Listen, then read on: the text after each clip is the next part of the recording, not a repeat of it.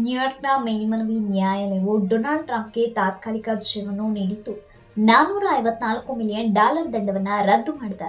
Trump ಆಸ್ತಿ ಮೌಲ್ಯವನ್ನು ಹೆಚ್ಚಿಸಿ ಸಾಲ ಪಡೆದ ಆರೋಪದ ಮೇಲೆ ಈ ದಂಡ ವಿಧಿಸಲಾಗಿತ್ತು.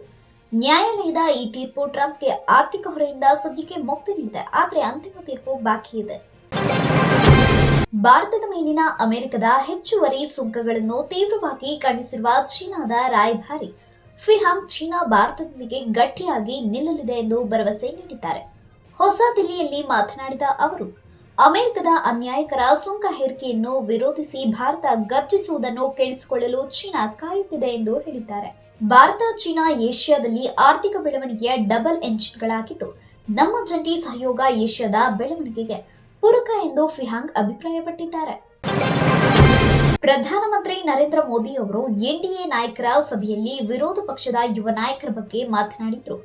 ಕಾಂಗ್ರೆಸ್ ಪಕ್ಷದಲ್ಲಿ ಪ್ರತಿಭಾವಂತ ಯುವ ನಾಯಕರು ಇದ್ದಾರೆ, ಆದರೆ ಅವರಿಗೆ ಮಾತನಾಡಲು ಅವಕಾಶ ಸಿಗ್ತಿಲ್ಲ ಎಂದು ಹೇಳಿದರು. ಕುಟುಂಬದ ಅಭದ್ರತೆ ಕಾರಣದಿಂದ ಅವರಿಗೆ ಅವಕಾಶ ಸಿಗುತ್ತಿಲ್ಲ ಎಂದು ಮೋದಿ ಹೇಳಿದರು. ರಾಹುಲ್ ಗಾಂಧಿ ಅವರು ಈ ಯುವ ನಾಯಕರನ್ನು ನೋಡಿ ಹೆದರುತ್ತಿರಬಹುದು ಎಂದು ಪ್ರಧಾನಿ ಅಭಿಪ್ರಾಯಪಟ್ಟರು. ಮಲಯಾಳಂ ನಟಿ ರಿನಿ ಜಾರ್ಜ್ ಅವರು ರಾಜಕೀಯ ಪಕ್ಷದ ಯುವ ನಾಯಕರೊಬ್ಬರು 3 ವರ್ಷಗಳಿಂದ ಆಕ್ಷೇಪಾರ್ಹ ಸಂದೇಶಗಳನ್ನು ಕಳುಹಿಸುತ್ತಿದ್ದಾರೆ ಎಂದು ಆರೋಪಿಸಿದ್ದಾರೆ.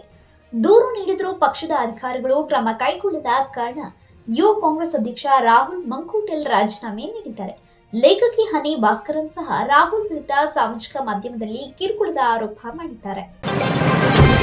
ಉಪರಾಷ್ಟ್ರಪತಿ ಚುನಾವಣೆಗೆ ಪ್ರತಿಪಕ್ಷಗಳ ಜಂಟಿ ಅಭ್ಯರ್ಥಿಯಾಗಿ ಸುಪ್ರೀಂ ಕೋರ್ಟ್ನ ನಿವೃತ್ತ ನ್ಯಾಯಮೂರ್ತಿ ಸುದರ್ಶನ್ ರೆಡ್ಡಿ ಅವರನ್ನ ಐಎನ್ಡಿಎ ಮೈತ್ರಿಕೂಟ ಕಣಕ್ಕಿಳಿಸಿದೆ. ಕಾಂಗ್ರೆಸ್ ನಾಯಕರ ಸಮ್ಮುಖದಲ್ಲಿ ರೆಡ್ಡಿ ನಾಮಪತ್ರ ಸಲ್ಲಿಸಿದ್ರು. ಸೆಪ್ಟೆಂಬರ್ 9ರಂದು ಚುನಾವಣೆ ನಡೆಯಲಿದ್ದು, ಎನ್ಡಿಎ ಮೈತ್ರಿಕೂಟದಿಂದ ಸಿಪಿ ರಾಧಾಕೃಷ್ಣನ್ ಸ್ಪರ್ಧಿಸಲಿದ್ದಾರೆ. ಈ ಮೂಲಕ ದಕ್ಷಿಣ ಭಾರತದ ಇಬ್ಬರು ಅಭ್ಯರ್ಥಿಗಳ ನಡುವೆ ಸ್ಪರ್ಧೆ ಏರ್ಪಡಲಿದೆ. ಧರ್ಮಸ್ಥಳದಲ್ಲಿ ನೂರಾರು ಶವ ಹುಟ್ಟಿಟ್ಟ ಪ್ರಕರಣದಲ್ಲಿ ಅನನ್ಯ ಭಟ್ ಕೇಸ್ ಅತಿ ಮುಖ್ಯ ಆಗಿದೆ. ಇತ್ತೀಚೆಗೆ ಸುಜಾತಾ ಭಟ್ ತಮ್ಮ ಮಗಳಿಂದು ಅನನ್ಯ ಭಟ್ ಫೋಟೋವೊಂದನ್ನ ತೋರಿಸುತ್ತಿದ್ರು.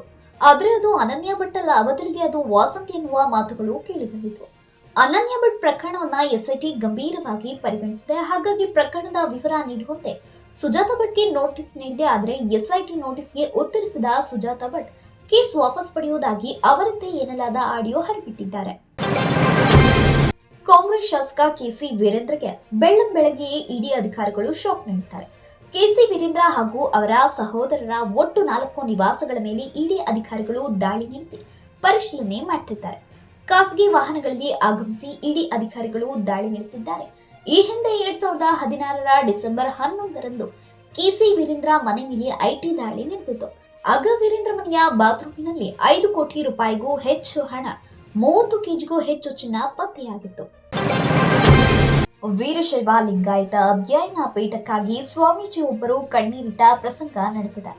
ಕಲಬುರಗಿಯಲ್ಲಿ ನಡೆದ ಧಾರ್ಮಿಕ ಕಾರ್ಯಕ್ರಮದಲ್ಲಿ ವೇದಿಕೆ ಮೇಲೆ ಬೀದರ್ನ ಬೇಮಾಳಕ್ಕಿಳಿದ ಡಾಕ್ಟರ್ ರಾಜಶೇಖರ್ ಶಿವಾಚಾರ್ಯ ಸ್ವಾಮೀಜಿ ವೀರಶೈವ ಲಿಂಗಾಯತ ಅಧ್ಯಯನ ಪೀಠ ಸಂಬಂಧ ಕಣ್ಣೀರು ಹಾಕಿದರು.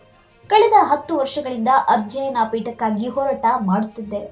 ಸರ್ಕಾರ ನಮ್ಮ ಬೇಡಿಕೆಗಳಿಗೆ ಸ್ಪಂದಿಸುತ್ತಿಲ್ಲ. ಸರ್ಕಾರದ ಮಟ್ಟದಲ್ಲಿ ಒಂದು ಅಧ್ಯಯನ ಪೀಠ ಸ್ಥಾಪನೆ ಮಾಡಲು ಸಾಧ್ಯವಾಗುತ್ತಿಲ್ಲ. ನಮ್ಮ ಧರ್ಮ, ನಮ್ಮ ಪರಂಪರೆ ತಿಳಿಸಲು ನಮಗೆ ಅಧ್ಯಯನದ ಪೀಠ ಬೇಕು. ನಮಗೆ ಯಾರು ಕೇಳುವವರೇ ಇಲ್ಲ ಎಂದು ಬೇಸರ ವ್ಯಕ್ತಪಡಿಸಿದರು. ಲೋಕಸಭೆ ವಿರೋಧ ಪಕ್ಷದ ನಾಯಕ ರಾಹುಲ್ ಗಾಂಧಿ ಮತಗಳ್ಳತನ ಆರೋಪ ಇದೀಗ ಮುಖ್ಯಮಂತ್ರಿ ಸಿದ್ದರಾಮಯ್ಯನವರ ಬುಡಕ್ಕೆ ಬಂದಿದೆ. 2018ರ ವಿಧಾನಸಭಾ ಚುನಾವಣೆಯಲ್ಲಿ ಬಾದಾಮಿ ಕ್ಷೇತ್ರದಲ್ಲಿ ಮತ ಖರೀದಿ ಮಾಡಿದ್ರಿಂದ ಸಿದ್ದರಾಮಯ್ಯನವರು ಗೆದ್ದಿತು ಎಂದು ಸಿಎಂ ಇಬ್ರಾಹಿಂ ಸ್ಫೋಟಕ ಹೇಳಿಕೆ ನೀಡಿದ್ದಾರೆ. ಇದೇ ಹೇಳಿಕೆಯನ್ನು ಆಧರಿಸಿ ರಾಜ್ಯ ಬಿಜೆಪಿ ರಾಜ್ಯ ಚುನಾವಣಾ ಆಯೋಗಕ್ಕೆ ದೂರು ನೀಡಿದೆ. 2018ರ ವಿಧಾನಸಭಾ ಚುನಾವಣೆಯಲ್ಲಿ ಬಾದಾಮಿ ವಿಧಾನಸಭಾ ಕ್ಷೇತ್ರದಲ್ಲಿ 3,000 ಮತ ಖರೀದಿ ಕುರಿತು ಮಾಜಿ ಕೇಂದ್ರ ಸಚಿವ ಸಿಎಂ ಇಬ್ರಾಹಿಂ ಹೇಳಿಕೆ ಮತ್ತು 2024ರ ಲೋಕಸಭಾ ಚುನಾವಣೆಯಲ್ಲಿ ಹಾಸನ ಲೋಕಸಭಾ ಕ್ಷೇತ್ರದಲ್ಲಿ 7 ಕೋಟಿ ರು ಹಂಚಿಕೆ ಕುರಿತು ಅರಸೀಕೆರೆ ಶಾಸಕ ಕೆಎಂ ಶಿವಲಿಂಗೇಗೌಡ ಹೇಳಿಕೆಯನ್ನ ಆಧರಿಸಿ ಬಿಜೆಪಿ ರಾಜ್ಯ ಮುಖ್ಯ ಚುನಾವಣಾಧಿಕಾರಿಗೆ ದೂರು ನೀಡಿದೆ.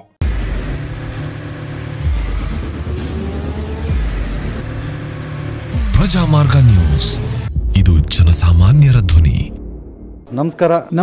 ನೀವು ನೋಡ್ತಾ ಇದ್ದೀರಾ ಪ್ರಜಾಮಾರ್ಗ ನ್ಯೂಸ್. ರಾಷ್ಟ್ರದ ರಾಜ್ಯದ ರಾಜಕೀಯದ ಬಗ್ಗೆ ಹೆಚ್ಚಿನ ಸಿನಿಮಾ ಅಪ್ಡೇಟ್ಗಳಿಗಾಗಿ ಫಸ್ಟ್ ಲೈಕ್ ಮಾಡಿ, ಸಬ್ಸ್ಕ್ರೈಬ್ ಆಗಿ, ಹಾಗೆ ಫಾಲೋ ಕೂಡ ಮಾಡಬೇಕು.